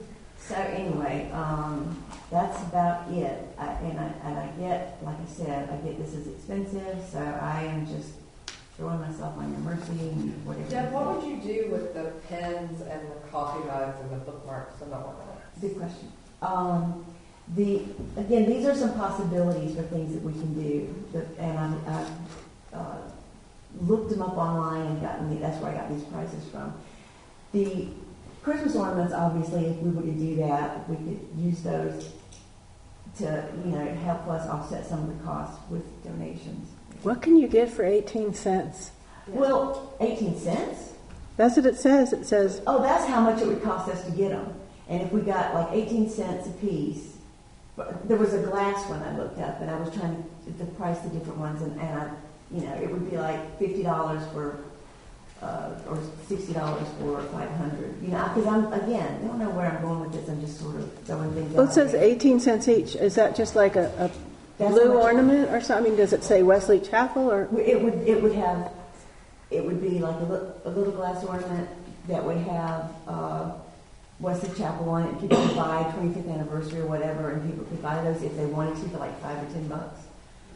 I just can't. I'm surprised that you could get it for 18 cents. When they had a historic date some time back, did that, and there's a couple of features in the town, and they were these like little gold ornaments, really thin, like they used a little laser cutter kind of thing, it was thin, little thing, and everything else, and they were, everybody bought one. I think they were like $10 a piece, and it was like a big hit. Everybody's like, yeah, I got a little ornament, it's like what the community center looked like in its heyday, kind of thing, little, big building kind of thing, or a school or something. And it was really kind of cool, and whether they put it on a tree or not, it was just something that was very supportive of people actually liked. Christmas in July? Well, yeah, you buy this isn't all year long. We can sell. I mean, this is seriously. This will go all year, so we could sell them in October, November. You don't have to sell them in July. I'm less sure about the silk bookmarks. Yeah, bookmarks and the Depends, pens, coffee mugs. I don't know. I mean, I just thought it would be neat to have things that we could give people that would say, this is a big year, and I have got a coffee mug about the 25th anniversary of Wesley Chapel. I threw these out there for you to look at and consider. I did go to the crystal shop and ask them about what their ornaments, but they're like, we wouldn't be able to buy one from them for like $15 a piece, and we wouldn't really be able to sell those and make any money. And these are just mass produced online, these 18 cents, and that was just one. I looked at several different possibilities. Even if we get something that we can sell it for 4 times or 5 times what we pay for it, yeah, it's still huge. Well, I think there's some concern about taxes, and if you start selling things, then we have to get a sales tax number. We have to collect sales tax, remit sales tax for eternity. When did this turn into a money-making event? No, because when I saw that it was going to be like $10,000, I'm like, we got to figure out how to offset this a little bit, And I'm just trying to be a good steward. So we don't have to. I mean, we could, but Christmas ornaments people are used to buying. people will buy those. I mean, that's just kind of, and that's why I put that in there. But I do think, kind of to Cheryl's point, is it would be good for us to understand our constraints and limitations or options, and like things that we can sell, things that we can do if we get donations. You know, it's like you get a gift. You know, like all that stuff you get in the mail. Here's your notepad. And here's your pen, all that kind of stuff. You know, what are all the those rules? donating part What are all those is- rules, and what is the best options for us? Yes. Because we've talked about it. I know it's an endless thing. Is get people to donate for the park, right? And this just seems like a great opportunity to say, if you really like it, here's your chance to put up. Well, the $200 per tree, if we did that, I mean, That's huge. we're not going to make a lot of money on that because the trees themselves are $150 to $200, and that's not really a money maker. That's just help us offset this cost. If somebody makes a donation and they get an ornament, is that a taxable? Donate to our Christmas fund. If you're giving them an ornament that's worth 18 cents, I don't think it matters Well, I much. mean, look at these. That just blows my mind. I mean, Well, I can't buy those at Hobby Lobby. Let's see. Boy Scout be interested in a project to make some ornaments? Chisel some ornaments? Okay, I'm going to show you. This is one of the ideas that I have. This is one of the things I found online, and I'll show you. Those are kind of cool. Can y'all see these? Sure. So these are Star. yeah, and this is the 18 cents one, 18 cent a piece. You see how she's got her hand behind it. It's just a circle. Just a little etch thing. But, yeah, and then with the name, engrave the name for you. But I thought it was pretty. But again, if you'd rather have something more like that, with the silver. So. I'd rather get the 25th anniversary Wesley Chapel hot dog or bratwurst or. I love the idea of the tree. I love the idea of the tree and the memorial plaque. I know we've talked about doing that at the park in other ways. Well, I think the pens are a good idea. I think the pens are a good idea. These are different ones I found, that they have. But I think they should be nicer pens. See, like this one is if you order, let's say 300 to 500, they're 40 cents a piece. And it depends on how many you order is how much they charge. And I told Deb it would be really fun to have some sort of like social media contest where like you post a trivia question. Which I didn't Whoever get the answered first it one. correctly could get a mug or whatever. I like that. We could do that, but it would have to be a first come first served thing if we did it for every. First answer. The first answer. Those are at different times, yeah. Correct answer. Yeah. But didn't we also talk about maybe some sort of contest in schools, like drawing or poetry or something? Right. This is so massive. But I haven't had a chance to go talk to the schools yet. I was going to do that today, but I ran out of time. But yeah, that would be a contest which we could just get some ribbons and stuff like that. They wouldn't have to be anything. No, I was just thinking about, we still thinking about doing something with the school kids. Mm-hmm. Yeah, and it would be cool to have like a show here with before. And if we start now, we could do it before school's out, and then we don't have to do that. Everything doesn't have to be in July, except the event. We could have the art contest like next month. You're only going to get it approved that quick. So let's take this huge elephant and bring it back down to where we manage it. What's our first, what action do we need to take tonight? You give me a ballpark figure as to how much money I want to You have go to do through this. an amount that Deb can spend. Yeah, because right now I'm like in the dark completely. Especially we need to get the event one approved right away so we can hook in those food things. Yes, Mr. Horvath? Just one small comment, and believe me, I love the ideas about, the fundraising, the trees is one thing, but I mean, certainly selling of the ornaments, nobody that is not a finance officer or an employee of the town can touch money. So if it's cash or anything like that. So we have to deal with sales tax and all that. You know what I mean? Yeah. I mean, I like it. I mean, we had the benefit of Friends of Parks, which was an external entity, and they could do it. So it makes sense to raise money for the trees, and I think that is something people would be glad to participate in. As far as the commemorative items, if you do like one of these items, if you do all the pens for $400, I don't think you should worry about collecting any money for that. Just that's a giveaway, yeah. And that's ordering 1,000 pins. Yeah. Mm-hmm. And Brad suggested bookmarks, which I thought was a good suggestion, and that also could be, you could get a bunch of those. But I mean, these are just different options. Mm-hmm. Pick one, pick them all. I'm just throwing things out there, as far as options. But again, tonight's goal is just to get a dollar amount approved, right? Yeah. Not necessarily. And give her permission to go up. Well, we've already approved the event, but go ahead and approve the cost estimates for the event, what you want to do, because we need to get those on the. Right. And that will be in next year's budget. But like for tonight, you wanted to get your commemorative items earlier, right? Yes. And your banners you wanted earlier. Yeah. And most of the rest can wait, I think. Yeah. Because the rest of them are for next July, not for and the trees March. But don't we need to Wait on that. approve, like, the amounts for, like, deputies and stuff? Because we need to go ahead and submit that on the system. We can't submit that yet. I mean, Well, I put in here too, I put 38 per hour for 5 hours or 60 an hour. I mean, I kind of did that range. and we don't pay for them until next year. So, which is, Maybe just call it, $4,000 to $5,000, somewhere in that neighborhood. That I think that's more than enough for this year, but it gives you the flexibility of things you can buy early or do early to, give away your biggest time if you can do something earlier. so do half of it in this budget and then half of it next time? I don't think it's Would going to you be want- half. The only thing you're going to spend money on is your commemorative items and your banners. The trees that's a whole. That's That's an elephant for next month, I think. If you want to approve like $5,000, not to exceed $5,000 to spend this year in support of the anniversary celebration. I The don't. entire celebration, not just the event, but anything associated with it. And then we don't have to spend it, Do we have to pay a deposit for the bouncy house or No, any of that stuff? No. The train?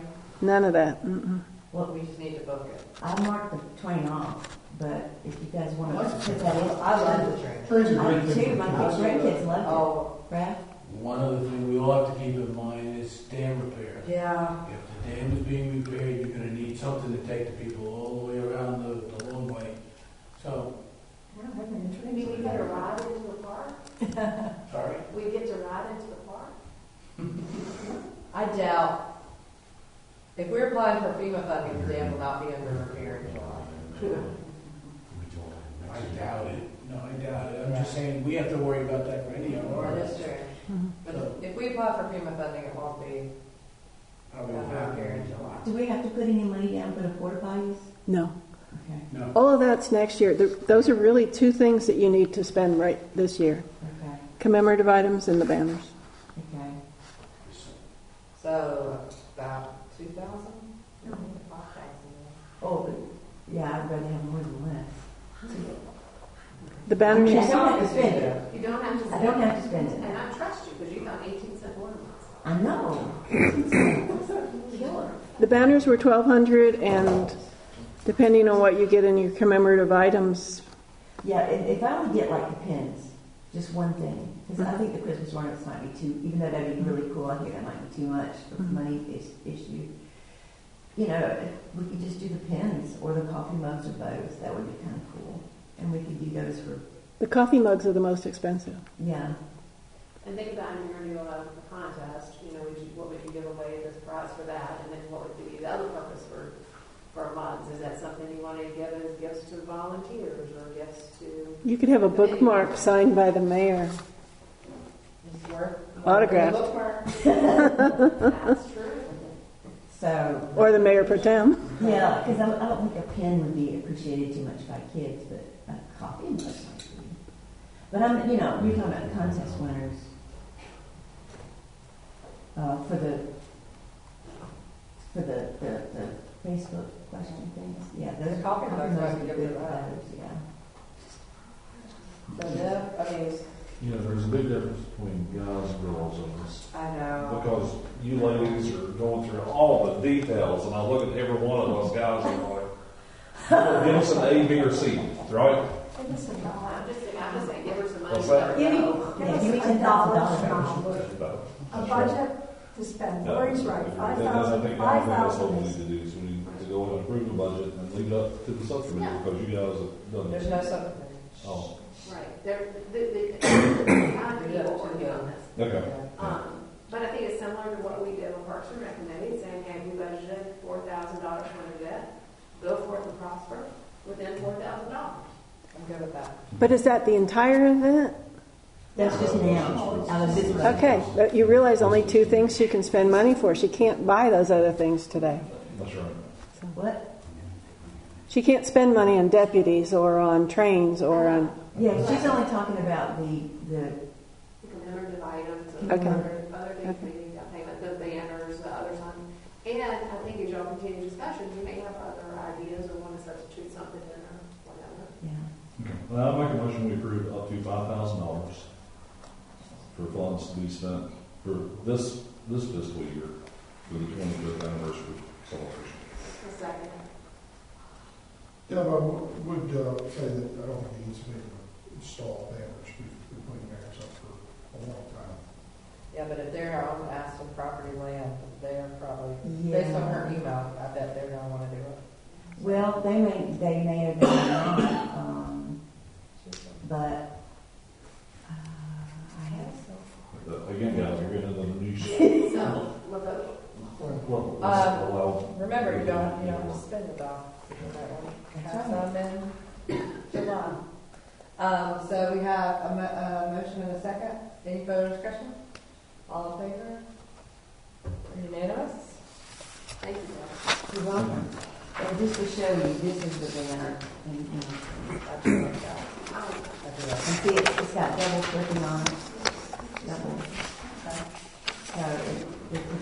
So it needs to be done as time as the trucks.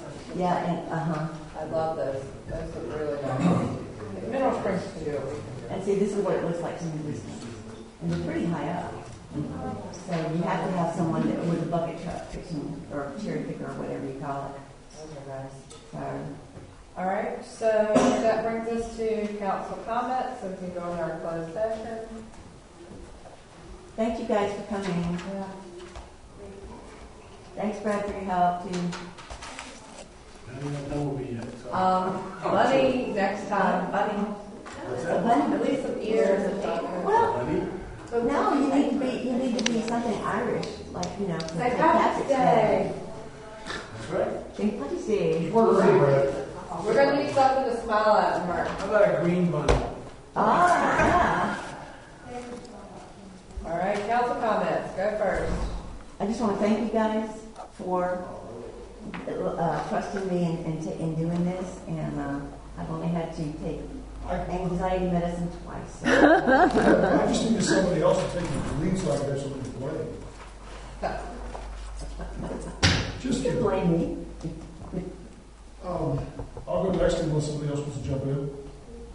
As a reminder, we have the reception for elected officials on the 16th at the Ag Center between 5:30 and 7. And as just before tonight's meeting, I looked, no one from Weston Chapel has signed up to go. Dad, I went to the last one, and basically it's a grip and grin. I mean, it's just, Yeah. hi, I'm running for this. I mean, So no one's interested in going. I'm not. I went to the last one, and I was bored. One was enough. Yeah. Go ahead. Enjoy. You're elected. Well, I'm only going to represent Weston Chapel, and more specifically, because there's only going to be one council member there, we want to publicize that it's a public, one council member there. There's also, everybody's mailbox, this follow-up, if anyone wants to go to the North Carolina League of Municipalities event in Raleigh for February 22nd, same thing. So I doubt if you don't want to go to the one down the street, you definitely don't want to go to the one in Raleigh. So, just want to point this out in case you haven't checked your mailboxes. I feel like WUMA meetings get us further than Yeah. the Chamber of Commerce. So. Well, if you get the county commissioner to show, yes. Well, even if when you don't, I shouldn't have said it that way, because WUMA's been doing a lot of great things, But if you get the county commissioners to be on the same page, it would help even a lot. So, that was it for me. Well, I'll go next, since we're on our social calendar section of the meeting. I attended the CRTPO meeting last month, and their staff was having a meeting with, or Union County, with the Monroe Union County Council. I don't know the Union County Council, I think it's the Monroe Council, to discuss projects coming up in Union County, specifically Monroe. And if anybody wants to attend, that is 6 o'clock at Monroe City Hall. What day? Tomorrow. Okay. Yeah, Valentine's Day. What better way than pressure Valentine's Day to a CRTPO meeting?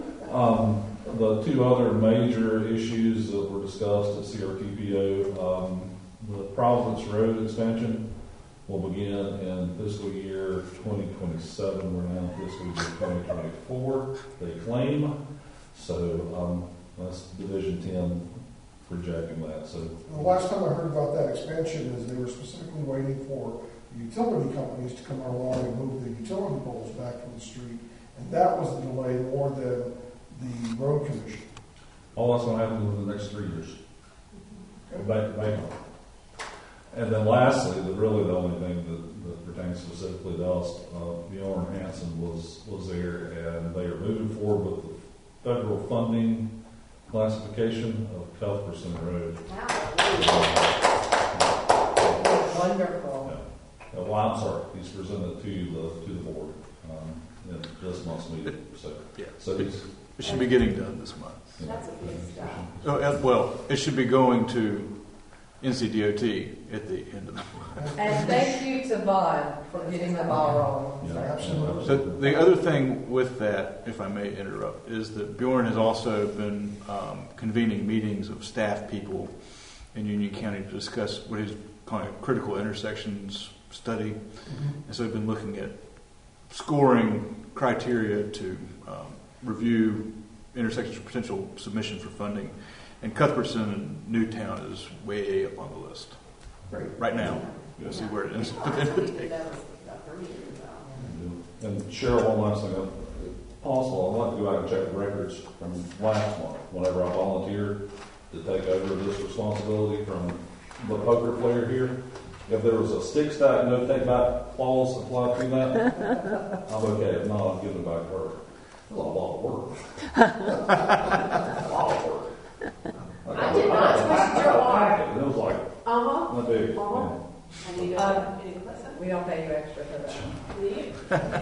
David, quick question. Did Willie Ruley have that information as well on the Cuthbertson Road issue? I can't speak for. Make sure he knows about it. So, because he will share it with everybody. Okay. As long as you share it with him, he'll share it with everybody else. He knows what's going on, He He does. does? Yeah. Just making sure. but I'll, Yeah. He's usually calling me and telling me what's up. Okay. So, Laura? And again, just wanted to, thank you, on the end of that idea about the volunteer appreciation dinner. I do think that went really well. It was really nice. I really love being able to support a local business. I know they did very well, and it really did seem like they really enjoyed it. And yeah, about alcohol too. That was nice. Next year, Brandon got it. Last, I guess I'm last. Thank you to Kathy. Thank you for coming and being willing to work with the crazy.